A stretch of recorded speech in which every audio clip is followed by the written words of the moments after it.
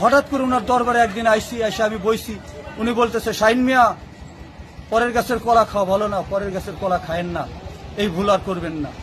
তাই ঘটছিল তখন আমার বয়স 15-16, এখন তো 45-46 বছর বয়স আমার। ওই সময় আমরা বন্ধু বান্ধব ব্যায়াম করতাম ভোরবেলা উঠে।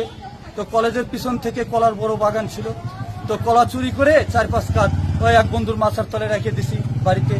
ওই ভোরবেলা উঠে সেরে ব্যায়াম করি, এসে ওই পাকা কলা পাকছে খাই। তো হঠাৎ করে ওনার দরবারে একদিন এসে আমি বইছি, উনি বলতেছে, শাহিন মিয়া, পরের গাছের কলা খাওয়া ভালো না, পরের গাছের কলা খায়েন না, এই ভুল আর করবেন না। তো আমি কথাটা শুনে সেরে আমি অবাক হয়ে গেলাম।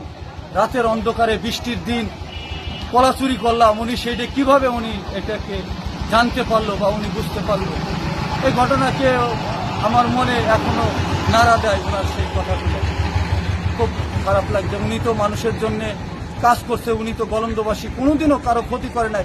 এমন একটা ব্যক্তি নাই যে সে এসে বলবে যে আমার ক্ষতি করছে উনি। আমার জানার মতে সেই ব্যক্তি গলন্দ নাই যে ব্যক্তিকে উনি ক্ষতি করছে। তাহলে কেন এই নৃশংসতা, কেন এই হত্যাযজ্ঞ, কেন জ্বালাও পুরাও এবং কবর থেকে তার লাশটা উঠে নিয়ে সেরে ঢাকা মহাসড়ক এমন একটা রোডের উপরে রেখে তাকে নৃশংসভাবে পুরানো হলো, পেট্রোল ঢেলে ঢেলে ঢেলে ঢেলে। এইটা কি ইসলাম কি আমাদের এই বার্তায় দেয় যে একটা